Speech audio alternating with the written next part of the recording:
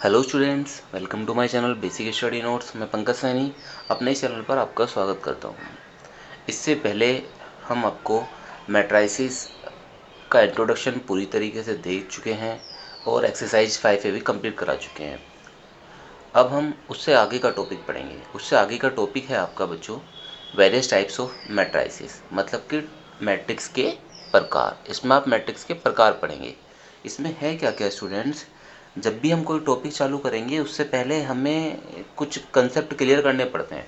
तो various types of matrices में यही है कि सबसे पहले हमें क्या जानना होगा कि मैट्रिक्स के कितने प्रकार होते हैं, और सभी मैट्रिक्स की यहाँ पे सभी मैट्रिक्स के प्रकार की मैं आपको डेफिनेशन समझाऊंगा। सबसे पहले एग्जाम्पल दूंगा, एग्जाम्पल के बाद डेफिनेशन समझाऊंगा। वीडियो को अंत तक देखना, तभी आप आसानी से सभी प्रकार समझ पाएंगे। और ये मेरा वादा है कि इस वीडियो को देखने के बाद आपको इसमें कोई कमी नहीं लगेगी, किसी भी मैट्रिक्स के प्रकार में आपको कोई समस्या नहीं होगी। बस आपको वीडियो अंत तक देखनी होगी और अपनी कॉपी पेन लेके उसे नोट करना पड़ेगा। ठीक है, देखते हैं। सबसे पहले आपकी मैट्रिक्स होती है, वो होती है स्टूडेंट्स नंबर 1। थोड़ा ध्यान से देखते रहना। हॉरिजॉन्टल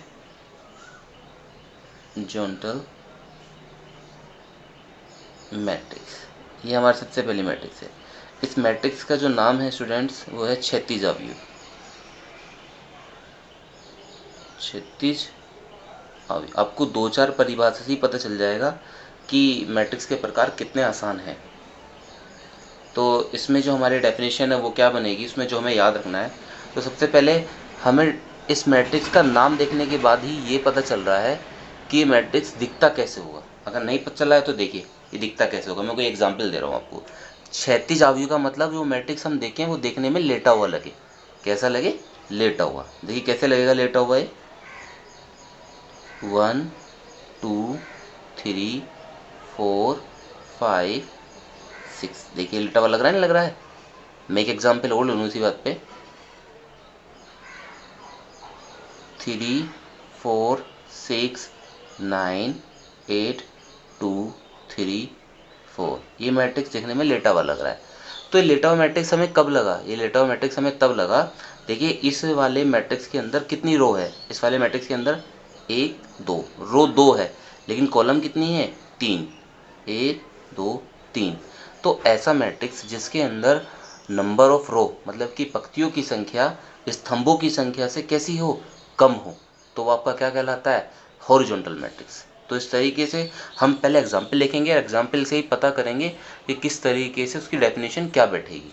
लेकिन सबसे पहले आपको एग्जाम्पल भी तो पता होना चाहिए, इसलिए आप नाम देख के पता लगाएंगे। क्षैतिज अवयव मतलब कि लेटा हुआ अवयव। तो यहाँ पे आप लिखोगे नंबर ऑफ रो जो है, मतलब पंक्तियों की संख्या जो है वो कम है। जिधर कम उधर को तीर का निशान और मुंह खुलेगा दूसरी साइड को। Number of column. तो ऐसा अवयव जिसमें पंक्तियों की संख्या स्तंभों की संख्या से कम हो उसे क्या कहते हैं? हॉरिजॉन्टल मैट्रिक्स कहते हैं। नंबर 2 वर्टिकल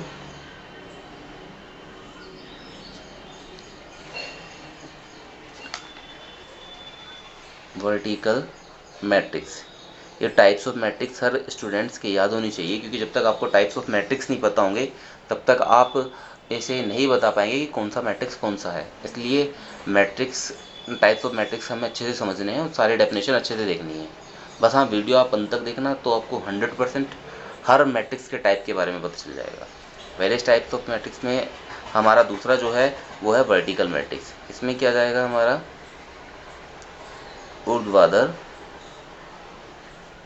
अवयव। अब इस प्रकार के अवयव में क्या है, जैसे ऊर्ध्वाधर मतलब क्या होता है? खड़ा हुआ। तो इसी से हमें पता चल जाएगा कि वह अवयव जिसमें अवयव कैसा दिखाई दे? खड़ा हुआ। ये हमने अपने पास से ये याद करने के एक तरीके से तरीका है डेफिनेशन को पहचानने का। तो ऊर्ध्वाधर मतलब खड़ा हुआ। तो हम यहाँ पे देखते हैं 1 2 3 4 5 6। जरूरी नहीं हम हर बार ये लें, आप कुछ भी ले सकते हो। जैसे मैंने यहाँ पे ले लिया A B C D E F, ये सब आपके क्या हैं? ऊर्ध्वाधर। देखो देखने में कैसे लग रहे हैं? खड़े। देखने में कैसे लग रहे हैं? लेटे हुए। तो आप सबसे पहले अगर आपको कोई भी ऐसी समस्या हो, आप पहले एग्जाम्पल दे लो। एग्जाम्पल देने के बाद हमारा काम खत्म हो जाएगा। अब हमें इसकी डेफिनेशन का पता लगाना है, तो बस वही, हमें इसकी पंक्तियाँ गिननी पड़ेंगी, रो गिननी पड़ेंगी और इसकी कॉलम गिननी पड़ेंगी। 1 2 3, तो इसके अंदर पंक्तियाँ कितनी है? 3। और कॉलम कितने हैं? 1 2, कॉलम है 2। तो हम यहाँ पे लिखेंगे नंबर ऑफ रो जो है, आपके नंबर ऑफ रो ज़्यादा है किससे? नंबर ऑफ कॉलम से, नंबर ऑफ कॉलम। तो इसकी डेफिनेशन भी हमने इजीली पढ़ ली, ठीक है नहीं? एक तरीके से डेफिनेशन ही है, बस आपको याद रखना था, क्योंकि इसकी डेफिनेशन आती कम है, लेकिन ये है कि पता होना चाहिए कि कौन सा मैट्रिक्स कैसा है। तो ये पहचानने के तरीके हैं और डेफिनेशन के रूप में भी आप इन्हें यूज कर सकते हैं कि ऐसा मैट्रिक्स जिसमें number of row number of column से कम हो। कोई हिंदी मीडियम का बच्चा है तो लिख सकता है कि ऐसा आव्यूह जिसमें पंक्तियों की संख्या स्तंभों की संख्या से ज़्यादा हो, उसे हम क्या बोलते हैं? ऊर्ध्वाधर आव्यूह बोलते हैं। सेम ऐसे आप ऊपर लेवल डेफिनेशन बना सकते हैं क्षैतिज आव्यूह भी। और कोई इंग्लिश मीडियम का स्टूडेंट्स है तो डायरेक्ट लिख कर सकता है कि which type matrix whose have number of row greater than number of column called vertical matrix. अब देखते हैं आगे नंबर 3, ध्यान देते रहिएगा बस, और कॉपी में नोट भी जरूर करते रहिएगा। रो मैट्रिक्स, इस मैट्रिक्स को हम लाइन मैट्रिक्स भी बोलते हैं। लाइन मैट्रिक्स मतलब पंक्ति आव्यूह, ठीक है, क्या बोलते हैं इसे? पंक्ति आव्यूह हिंदी में, ठीक। तो ये बहुत इजी है स्टूडेंट्स, में केवल याद रखना है कि ऐसा आव्यूह जिसमें नंबर ऑफ रो कितनी हो? 1 हो। नंबर ऑफ रो कितनी हो? 1 हो। तो मैं यहाँ पे लिखूंगा नंबर ऑफ रो कितनी हो यहाँ पे? 1, ठीक है। इसका एग्जाम्पल भी आप इजीली दे सकते हैं। इसका एग्जाम्पल बैठेगा आपका 1 2 3। देखिए स्टूडेंट, पे नंबर ऑफ रो कितनी है?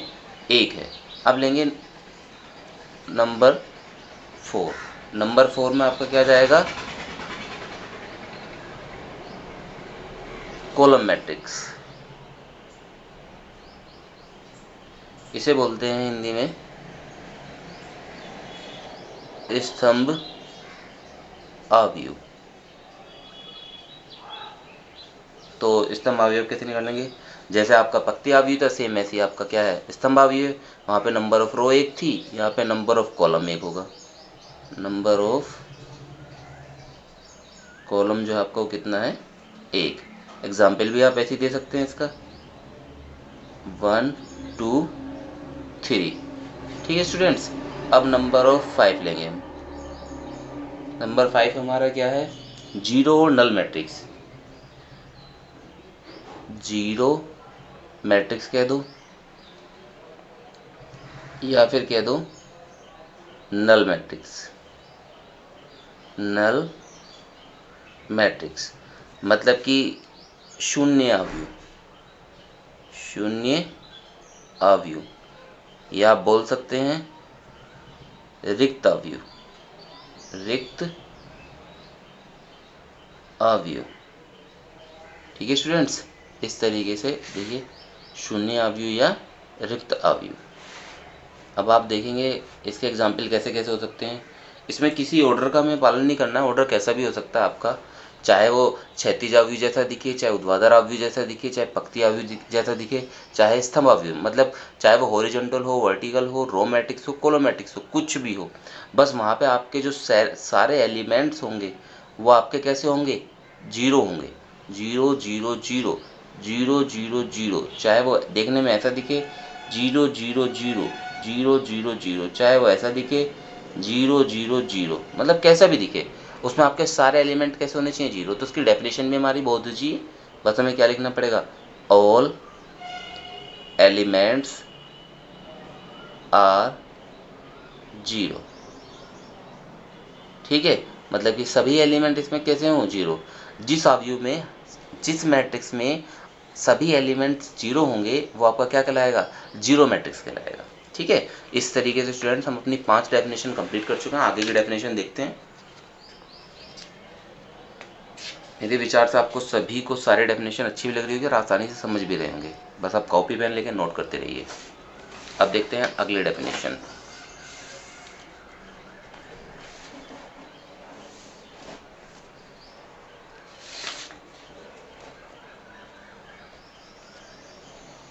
अगली डेफिनेशन है हमारी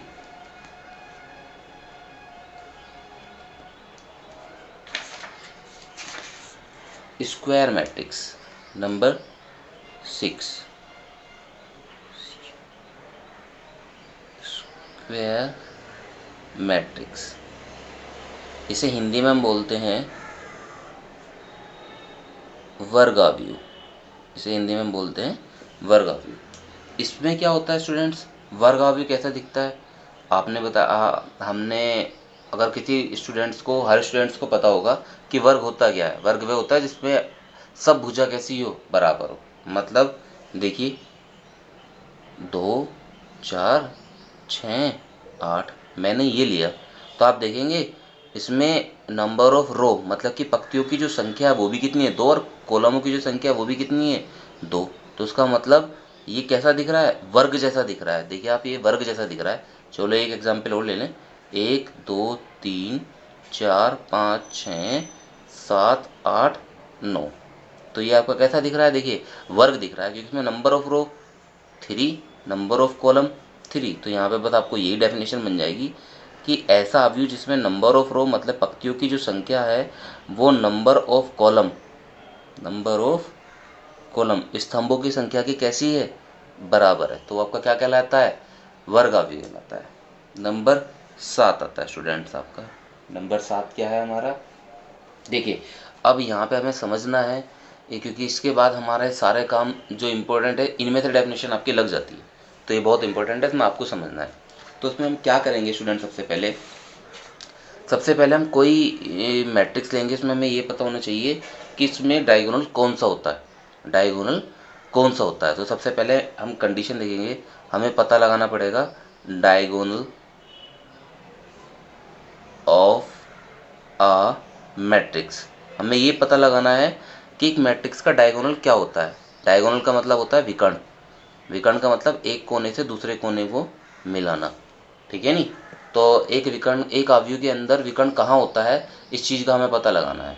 तो पहले हम ये जानेंगे, उसके बाद आगे के अवयव के प्रकार जानेंगे। इसी में से 3 अवयव के प्रकार निकलेंगे। तो आपको सबसे पहले यही जानना है कि विकर्ण क्या होता है। इसके लिए मैं कोई एग्जाम्पल लेता हूँ स्टूडेंट। सबसे पहली बात तो, अगर वो विकर्ण होगा, अगर किसी मैट्रिक्स के अंदर हमें डायगोनल ढूंढना है, किसी मैट्रिक्स के अंदर अगर हमें डायगोनल ढूंढना है, तो उसकी सबसे पहली कंडीशन कि वो मैट्रिक्स कैसा होना चाहिए, स्क्वायर मैट्रिक्स होना चाहिए। कैसा होना चाहिए, स्क्वायर मैट्रिक्स। अगर वो स्क्वायर मैट्रिक्स नहीं होगा तो आप वहाँ से डायगोनल नहीं फाउंड कर सकते, नहीं पता लगा सकते। सबसे पहले तो मैट्रिक्स कैसा होना चाहिए, स्क्वायर। तो मैं सबसे पहले कोई स्क्वायर मैट्रिक्स बनाता हूँ आपको समझाने के लिए। देखिए मैंने क्या करा है यहाँ पे, 1 2 3 4 5 6 7 8 9। तो मैंने यहाँ पे क्या लिया, एक स्क्वायर मैट्रिक्स लिया। तो स्टूडेंट्स आप देखेंगे, देखिए इसके अंदर जो हमारा डायगोनल होगा, डायगोनल मतलब विकर्ण, इसके अंदर जो विकर्ण होगा ये होगा, ये इसका विकर्ण है, ठीक है। अब कुछ स्टूडेंट्स को लगेगा कि विकर्ण तो हमारा ये भी है, जो ही जा रहा है 3 5 7, ये वाला भी। लेकिन जो डायगोनल मैट्रिक्स के अंदर मेन डायगोनल होता है, इसे हम बोलते हैं मेन डायगोनल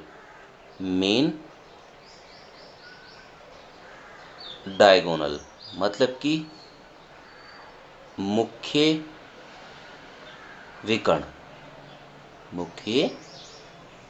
ये हमारा मुख्य विकर्ण। तो मुख्य विकर्ण क्या होता है, मुख्य विकर्ण की पहचान होती है। क्या पहचान होती है कि ये देखिए, ये जो मेरा हैंड है इस साइड में, देखिए अपने आप देख रहे होंगे, तो जो इस साइड होगा वो आपका उल्टा हाथ होगा, इस साइड जो होगा वो आपका सीधा हाथ होगा, ठीक है नी। आप एक बार मैट्रिक्स को देखिए, मैट्रिक्स को देखने के बाद क्या होगा, जो आपके इस साइड है यहाँ आपका उल्टा हाथ होगा, यहाँ आपका सीधा हाथ होगा। तो उल्टे हाथ के ऊपरी कॉर्नर से, मतलब ऊपरी कोने से सीधे हाथ के निचले कॉर्नर तक जो एलिमेंट जिसमें आएंगे वो आपका क्या कहलाता है, मुख्य विकर्ण कहलाता है। तो सबसे पहले तो मैं तो हिंदी में लिखूंगा, उसके बाद इंग्लिश में लिखूंगा। तो मुख्य विकर्ण हमारा क्या होता है, मुख्य विकर्ण होता है left hand upper corner to right hand lower corner. मतलब लेफ्ट हैंड के अपर कॉर्नर से राइट हैंड के लोअर कॉर्नर तक। ठीक है, नहीं हिंदी में भी लिख सकते हैं इसे कि बाएं हाथ के ऊपरी सिरे से दाएं हाथ के निचले सिरे तक, निचले सिरे तक, जो भी हो गया आपके सिरे तक, वो आपका क्या कहलाएगा, मुख्य विकर्ण कहलाएगा। अब स्टूडेंट, कुछ स्टूडेंट को लग रहा होगा कि भाई हमारा जो मुख्य विकर्ण है वो यही क्यों है। ठीक है, नहीं सबसे पहली बात तो मुख्य विकर्ण तो मैंने आपको बता दिया कि दो विकर्णों में से जो आपका ये वाली कंडीशन रखता होगा, left hand upper corner to right hand lower corner, वो आपका मुख्य विकर्ण मेन डायगोनल होगा। ठीक है, नहीं और डायगोनल बनता कब है, जब स्क्वायर मैट्रिक्स हो। अब मैं एक एग्जांपल लेकर दिखा देता हूँ कि स्क्वायर मैट्रिक्स के अंदर क्यों बनता है। देखिए स्टूडेंट, मैंने एक ये लिया 1 2 3 4 5 6। सबसे पहले आप मुझे इसकी कंडीशन देखेंगे, यहाँ पे एक बार रिवाइज करेंगे। ये मैट्रिक्स किस टाइप का है, क्योंकि ये लेटा हुआ लग रहा है, इसमें नंबर ऑफ रो जो है वो कम है, नंबर ऑफ कॉलम्स है। इसका मतलब ये कौन सा मैट्रिक्स हो गया, ये हो गया आपका हॉरिजॉन्टल मैट्रिक्स, मतलब कि ऊर्ध्वाधर सॉरी क्षैतिज। ठीक है, नहीं तो आप उन्हें रिवाइज भी करा कर जो मैं काम देता हूँ नोट करने पे ध्यान दें। देखिए यहाँ पे, अब मैं इसमें अगर डायगोनल बनाने लगूँ तो स्टूडेंट डायगोनल यही तो बनेगा। तो यहाँ पे इस कॉर्नर से ये वाला कॉर्नर कहाँ मिला, ऐसे तो बना नहीं सकते हम इसे कि ऐसे ले जाए ऐसे बना दें। ठीक है, नहीं आड़ा टेढ़ा हो जाएगा ये तो बना कैसे, ऐसे बना। तो केवल जो विकर्ण है, जो डायगोनल है, वो केवल स्क्वायर मैट्रिक्स में बनेंगे, वो बाकी और अदर मैट्रिक्स में नहीं बनेंगे। इसलिए स्क्वायर मैट्रिक्स का भी ध्यान देना जरूरी है। मैं एक एग्जाम्पल और ले लेता हूँ। मैंने ये लिया, तो एक कोण से मैं दूसरे कोने को मिलाना, तो ऐसे थोड़ी कोना मिल जाएगा। ठीक है, नहीं मिलेगा ना, ये गलत है। हमें इसके बीच में जो एलिमेंट है वो भी आने चाहिए। ठीक है ना, ये क्या बैठेगा, आड़ा टेढ़ा होके बैठेगा। तो इस तरीके से जितने भी हमारे डायगोनल बनेंगे वो स्क्वायर मैट्रिक्स में बनते हैं। ठीक है, नहीं तो आपको ध्यान रखना है, अगर कोई आपसे मुख्य विकर्ण के बारे में पूछे तो आपको बताना left hand upper corner to right hand lower corner. ये क्वेश्चन आपका अधिकतर आता है कि मुख्य विकर्ण कहाँ है। ठीक है, नहीं और उसकी डेफिनेशन भी, तो आप इसे ऐसे दे देंगे। ठीक है, नहीं डेफिनेशन का बनाना बहुत ज़्यादा आसान है, मैं आपको मेन चीज़ें बता रहा हूँ। ठीक है, अब उससे आगे की चीज़ देखते हैं। इसमें से आपके 3 पार्ट निकले स्टूडेंट्स जो आपको ध्यान देने हैं। अब ये 3 टाइप्स ही हमारे बहुत ज़्यादा इम्पोर्टेंट हैं। ठीक है, अब इन्हें ही हमें समझना है, यही हमारा मेन काम है ना समझने का। देखिए नंबर 1, नंबर 2, नंबर 3। सबसे पहला जो है हमारा, एक एक करके समझेंगे हम। एक तो है हमारा डायगोनल मैट्रिक्स। ठीक है, नहीं देखिए ये अलग अलग बैठेंगे, 7 के बाद 8 9 10 इस तरह से टॉपिक बैठेंगे, लेकिन मैंने इसी में ही आपके बना दी क्योंकि हमें पता है जो भी हमारे ये इस तरह के मैट्रिक्स हैं वो सब इसी से निकले हुए हैं, तो मैंने इसी के अंदर इन्हें बांट दिया है। ठीक है, नहीं क्योंकि अब ये आसानी समझ में आएंगे और 100% आपका इनमें से कोई ना कोई एक क्वेश्चन आपका श्योर आता भी है, तो आप इन्हें ध्यान से समझें। नंबर 2 है आपका स्केलर मैट्रिक्स और नंबर 3 है आपका यूनिट मैट्रिक्स। ठीक है, नंबर 3 है आपका क्या, यूनिट मैट्रिक्स। ठीक है, इसे आइडेंटिटी मैट्रिक्स भी बोलते हैं बच्चों, आइडेंटिटी मैट्रिक्स। ठीक है, अब इनके हिंदी में नाम जान लेते हैं। जैसे इसे तो आप देख के पहचाने गए, इसे क्या बोलते हैं, विकर्ण अवयव। ठीक है, इसे बोलते हैं अदिश अवयव, और इसे जो बोलते हैं वो बोलते हैं इकाई अवयव, इकाई अवयव या इसे बोलते हैं तत्समक, तत्समक भी बोल देते हैं, तत्समक अवयव।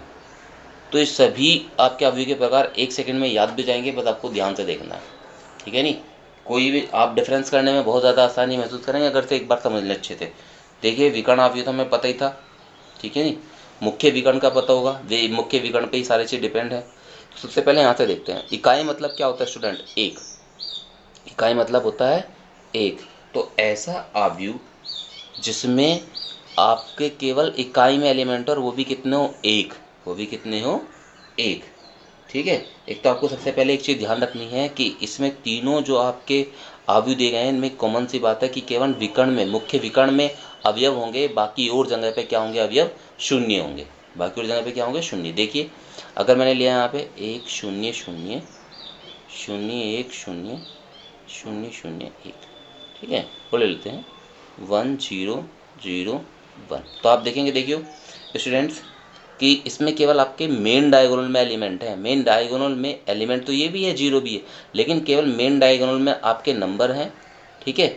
और बाकी जो नंबर हैं आपके मेन डायगोनल के अलावा वो सब क्या है, जीरो। तो ये आपको मेन याद रखना है कि अगर आपको कोई भी इन तीनों में से मैट्रिक्स पूछा जाता है, डायगोनल मैट्रिक्स, स्केलर मैट्रिक्स और ये, मतलब ये हिंदी में भी हैं, इन तीनों में से कोई सा भी अवयव पूछा जाए तो आपको ध्यान रखना है कि मुख्य विकर्ण के अंदर ही आपके एलिमेंट है, बाकी और जगह पे एलिमेंट कैसे रहेंगे आपके, शून्य। सबसे पहली पहचान तो होगी ये आपकी, ठीक है नहीं। इसकी पहचान कैसे होगी इकाई अवयव की, किसके मुख्य विकर्ण में केवल कौन होगा, एक होगा। कौन होगा, एक। मतलब एक के अलावा ना तो हम 2 यूज कर सकते हैं, ना 3 यूज कर सकते हैं, ना 4, कुछ यूज नहीं कर सकते, केवल हमें एक यूज करना है, क्योंकि इकाई का मतलब एक। तो यहाँ पे केवल एक होगा। तो इस चीज़ को तो हम बोलते हैं स्टूडेंट्स I3। क्या बोलते हैं, I3। और इसको बोलते हैं हम I2, क्योंकि इसके ये जो है आपका 2/2 का है। इसका जो ऑर्डर है वो कितना है, क्योंकि इसके अंदर 2 रो हैं और 2 कॉलम है, तो इसका ऑर्डर होगा 2/2। तो I2 बनता है इससे। और इसके अंदर 3 रो हैं और 3 कॉलम है, तो इसका ऑर्डर जो बनेगा वो कितना बनेगा, 3/3। जिस स्टूडेंट ने पिछली वीडियो देखी होगी उसे अच्छे से समझ में आ रहा होगा, क्योंकि मैंने वहाँ पे आपको ऑर्डर भी बताए थे, ऑर्डर कैसे निकलता है, क्रम कैसे निकलता है, रो इंटू कॉलम करके, ठीक है। अब आती है बात अदिश अवयव की। अदिश अवयव की खास बात क्या है यही बनेगा आपका स्क्वायर मैट्रिक्स में ही, वर्गावयव में ही बनेगा।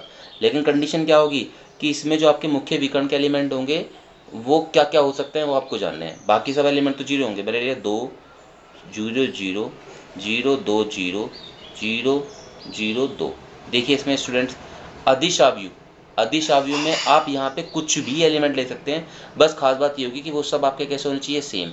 अगर मैं यहाँ पे 2 ले रहा हूँ तो सारे 2 ही होने चाहिए, अगर मैं यहाँ पे 3 ले रहा हूँ तो सारे 3 ही होने चाहिए, अगर मैं 4 ले रहा हूँ तो सारे 4 होने, मतलब कुछ भी लो आप, चाहे चाहे एक भी लो, ठीक है नहीं, लेकिन वो होने चाहिए सारे कैसे, सेम। लेकिन इकाई में ये सारे के सारे आपके क्या होने चाहिए, केवल एक होने चाहिए, एक के अलावा कुछ नहीं चाहिए। लेकिन इसमें एक भी आ सकते हैं, 2 भी आ सकते हैं, 3 भी आ सकते हैं, 4 भी। अगर अब बात आती है कि हम पहचाने कैसे कि कौन सा ये है, तो स्केलर मैट्रिक्स हमारा जो अदिश अवयव है वो हमारा इकाई अवयव हो सकता है। क्यों, क्योंकि अगर हम यहाँ पे एक ले लें तो ये आपका अदिश अवयव भी है और इकाई अवयव भी है। लेकिन अगर मैं यहाँ पे एक लूँ, एक के अलावा 2 लूँ, तो वो आपका केवल इकाई अवयव जो है वो अदिश अवयव नहीं हो सकता है। लेकिन अदिश अवयव आपका क्या हो सकता है, इकाई अवयव। तो आपसे पूछ लिया जा सकता है कि क्या अदिश अवयव इकाई अवयव हो सकता है, तो आप कह सकते हो हाँ, क्योंकि हम यहाँ पे एक यूज कर सकते हैं इस वजह से, ठीक है नहीं। और क्या आपका इकाई अवयव अदिश अवयव हो सकता है, नहीं हो सकता है। अब देखिए यहाँ पे मैं एक और एग्जाम्पल ले लूँ, 0 3 0, या और ले लें हम K0 0 K। देखिए आप खास बात जरूर देख रहे होंगे कि केवल मेन डायगोनल मुख्य विकर्ण के अंदर एलिमेंट हैं, बाकी और एलिमेंट आपके कैसे हैं, शून्य हैं, जीरो, ठीक है। और देखते हैं आप इससे अगला, ये आपका लास्ट है, इन्हीं से रिलेटेड है। देखिए इसमें एलिमेंट जरूर नहीं कि सेम हो, मतलब 1 0 0 0 2 0 0 0 3, देखिए अलग अलग हो सकते हैं, ठीक है नहीं, कुछ भी हो सकता है। मतलब यहाँ पे एलिमेंट विकर्ण अवयव की खास बात यह है कि यहाँ के एलिमेंट जो हैं वो कुछ भी हो सकते हैं। केवल ये जो एग्जांपल मैं दे रहा हूँ किससे आप समझ सकें, इनका डिफरेंस पता लगा सके, ठीक है नहीं। तो आप इस पूरे टॉपिक को देखना है। वैसे एक इस पूरे टॉपिक के ऊपर ही वीडियो बनाई जा सकती थी, किसके ऊपर, डायगोनल ऑफ अ मैट्रिक्स, ठीक है नहीं, समझाने के ऊपर। लेकिन मैंने इसी वीडियो के अंदर ये चीज़ दे दी आपको, और बहुत अच्छे समझाई है, ना कि पूरी डेफिनेशन पढ़ा के, बल्कि आपको ऐसे एग्जाम्पल दे दे कि आप इससे बिल्कुल आसानी से पता लगा लेंगे कौन सा मैट्रिक्स कौन सा है। क्योंकि स्टूडेंट्स अधिकतर इसी में रिलते हैं कि भाई ये कौन सा मैट्रिक्स है भूल जाते हैं, तो आप इस वीडियो को रिवाइंड करके अगर बार बार भी देखेंगे तो आपको पता चल जाएगा। एक बार मैं फिर दोबारा से बता देता हूँ कि इसके अंदर सबसे तीनों की मुख्य बात, मेन बात, कॉमन बात यह है कि केवल मुख्य विकर्ण में एलिमेंट आपके कुछ और होंगे, बाकी सब जगह पर आपके एलिमेंट क्या होंगे, जीरो होंगे मुख्य विकर्ण के अलावा। पहली बात तो ये। और दूसरी बात क्या है आपकी कि इकाई आव्यूह के अंदर जो मुख्य विकर्ण है वो आपके मुख्य विकर्ण में जो अवयव होंगे वो आपके केवल एक होंगे, ठीक है नहीं। अदिश आव्यूह में कुछ भी हो सकते हैं, 1 2 3 4, लेकिन होंगे सब सेम, ठीक है। डायगोनल में कुछ भी हो सकते हैं, सारे सेम भी हो सकते हैं, सारे अलग अलग भी हो सकते हैं, सारे एक भी हो सकते हैं, सारे दो भी हो सकते हैं, तो उसके अंदर सब मिलता है आपका। तो इसका मतलब विकर्ण आव्यूह आपका अदिश आव्यूह भी हो सकता है और इकाई आव्यूह भी हो सकता है, ठीक है। ऐसे ही अदिश आव्यूह आपका इकाई आव्यूह हो सकता है, ये भी हो सकता है। लेकिन अगर हम इधर से घुमाएं तो ये नहीं हो सकता, ये नहीं हो सकता, ऐसे ये नहीं हो सकता, ठीक है नहीं। तो इस तरीके से और एग्जाम्पल लेते हैं। अगर किसी स्टूडेंट को लेते हैं मैं 2 0 0 4, ये भी आपका क्या है, मुख्य विकर्ण है, ये विकर्ण आव्यूह है, क्योंकि इसके अंदर हमारे एलिमेंट क्या है, अलग अलग है, ठीक है नहीं स्टूडेंट्स। ये भी हो सकता है 2 0 0 2, क्योंकि मैंने कहा कुछ भी हो सकते हैं, सेम भी हो सकते हैं, ठीक है नहीं।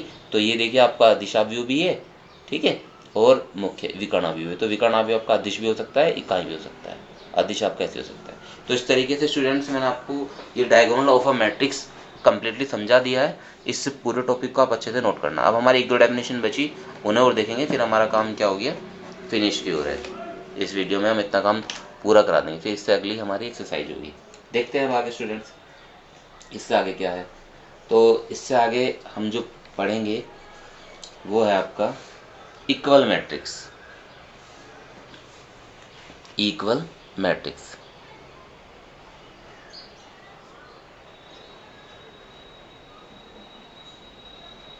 ये हमारा नंबर 8 डाल दिया मैंने से। इसे हिंदी में बोलेंगे हम समान आव्यूह। समान आव्यूह यहाँ से आप समझ ही गए होंगे, मतलब इसका क्या है हमारा इक्वल मैट्रिक्स में क्या होगा। देखिए अगर मेरे पास दो मैट्रिक्स हैं, अगर मेरे पास कैसे मैट्रिक्स हैं, दो मैट्रिक्स हैं। दो मैट्रिक्स कैसे हो सकते हैं,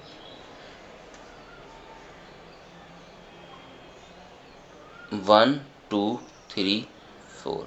एक मैट्रिक्स है 1 2 3 4, तो ये दोनों मैट्रिक्स सेम एलिमेंट रखते हैं, तो इसका मतलब क्या होंगे आपके इक्वल आव्यूह। कैसे होंगे, इक्वल मैट्रिक्स, क्योंकि दोनों के दोनों कैसे हैं, बिल्कुल सेम हैं। तो ऐसे दो मैट्रिक्स जिनमें ईच एलिमेंट्स आर इक्वल, ठीक है नहीं, each elements are equal of both matrix, each elements are equal in both matrix, ठीक है स्टूडेंट्स, कि दोनों ही में आपके क्या जो एलिमेंट्स है वो कैसे होंगे, सेम होंगे, तो वो आपको क्या कहलाते हैं, इक्वल मैट्रिक्स कहलाते हैं। ये हम एग्जाम्पल के तौर पर और कहाँ कहाँ पे मैंने दे दिया, लेकिन इस पर आपको क्वेश्चन कैसे मिलेंगे वो भी मैं बता देता हूँ। बाई चांस मैंने लिया x2 3y, ठीक है, और इधर मैंने लिया 1 2 3 4। हमें पता है, और उसने कह दिया कि इफ़ ये इक्वल मैट्रिक्स है हमारे, ये दोनों कैसे इक्वल, क्योंकि जब भी तो यहाँ पे इक्वल लगाया हुआ, वरना इक्वल लगता ही नहीं। तो क्वेश्चन आपको किस तरीके मिलेंगे समझा देता हूँ। इसमें केवल आपको उनका कंपैरिजन करना है, तुलना करनी है। कैसे, देखिए ये और ये जो है सेम है, इसका मतलब देखिए ये जो इनकी प्लेस पे कौन कौन है, एक्स के प्लेस पे कौन है, 1 है, तो उसका मतलब एक्स की वैल्यू कितनी आ गई 1। वाई के प्लेस पे कौन है 4, तो वाई की जगह पे कितना आ गया 4। मैट्रिक्स बहुत ही इजी चैप्टर है, बस ये है कि इसके लिए आपको हर चीज़ का पता होना चाहिए कि कौन सी चीज़ क्या होती है, ठीक है नहीं। तो स्टूडेंट इस तरीके से आप अगर इक्वल मैट्रिक्स के क्वेश्चन आपके इस तरीके से मिलेंगे, ठीक है। अब एक दो मैट्रिक्स और बचे हैं, बस उन्हें और देख लेते हैं, उसके बाद हमारा वीडियो अंत की ओर है, ठीक है। तो लास्ट है आपका, लास्ट नहीं इसके बाद एक और होगा, दो कंपेरेबल मैट्रिक्स। कंपेरेबल मैट्रिक्स क्या होती है, इसे बोलते हैं हम समतुल्य,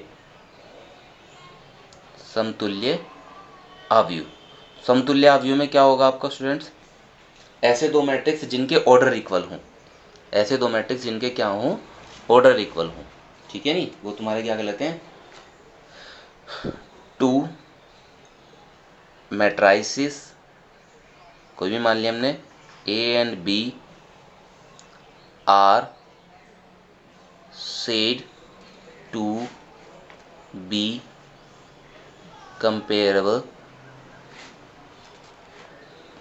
comparable matrix if they are of same order। ध्यान रखना बच्चों कि केवल हमने कितना, इसमें तो इस इक्वल में तो आपके एलिमेंट सेम थे, ठीक है नहीं, लेकिन कंपेरेबल में आपके ऑर्डर सेम होने चाहिए, चाहे वो कुछ भी हो। जैसे मैंने एक ले लिया 1 2 3 4 5 6, एक ले लिया मैंने 6 7 8 9 10 11, ठीक है। तो आप देखेंगे, देखिए इसका ऑर्डर कितना है, 2 रो है और 3 कॉलम है, तो इसका ऑर्डर हो गया 2/3। इसका ऑर्डर कितना है, 2 रो है और 3 कॉलम है, 2/3। तो उनके ऑर्डर क्या है, सेम है। मैंने मान लिया से ए है, मैंने से क्या मान लिया बी है, ठीक है नहीं।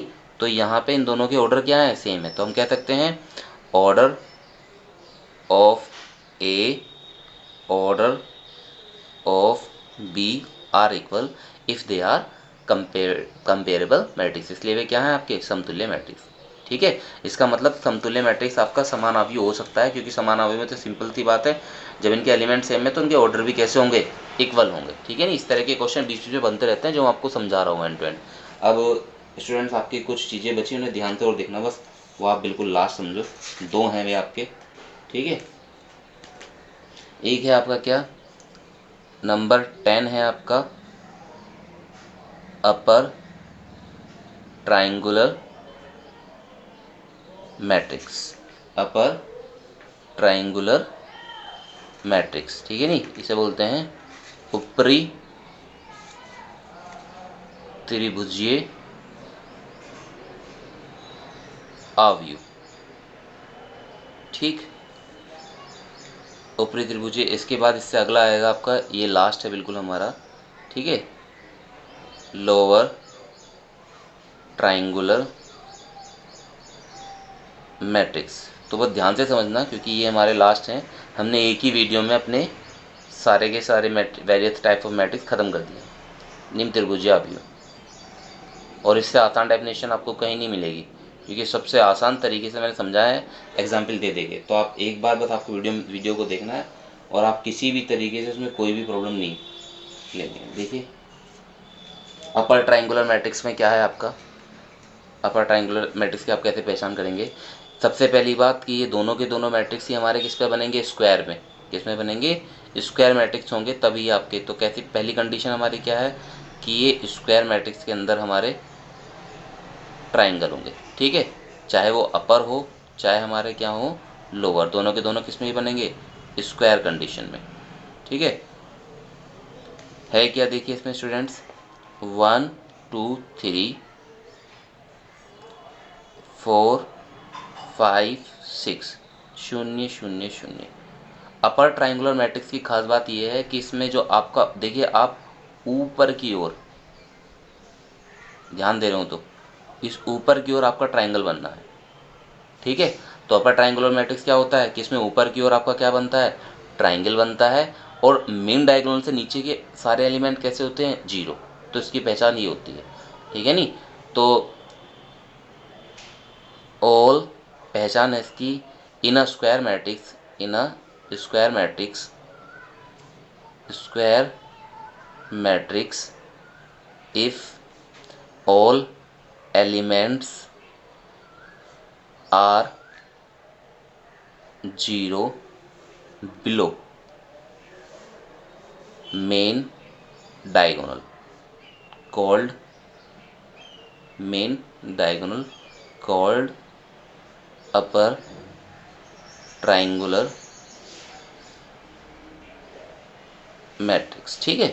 तो इसकी डेफिनेशन हमें ऐसी देनी है, क्योंकि पहचान इसकी हमें कैसे हुई है कि मेन डायगोनल से नीचे के मेन डायगोनल से नीचे के सभी एलिमेंट अगर हमारे 0 हो और ऊपर हमारा क्या बनना, देखिए त्रिभुज बनना है, तो इस वजह से हम इसे क्या बोलते हैं, अपर ट्राइंगुलर। इसमें आप समझ गए होंगे लोअर ट्राइंगुलर में क्या, कि अगर 1 2 3 4 5 6, तो उसमें जो हमारे ऊपर के हैं वो सारे एलिमेंट हमारे क्या हैं, 0। देखिए हमारा नीचे जो है यहाँ से लेके यहाँ तक का नीचे की तरफ हमारा ट्राइंगल बनना है, और ऊपर हमारा ऊपर जो है हमारा क्या है, 0 है। तो इसमें भी हम ऐसे ही करेंगे, डेफिनेशन ऐसी बनेगी, इन अ स्क्वायर मैट्रिक्स, मतलब किसी स्क्वायर मैट्रिक्स में, in a square matrix if all elements are 0 above from main diagonal called lower triangular matrix. ठीक है स्टूडेंट्स, इस तरीके से स्टूडेंट्स हमने अपने ये 11 टाइप के various types of matrix complete कर लिए हैं।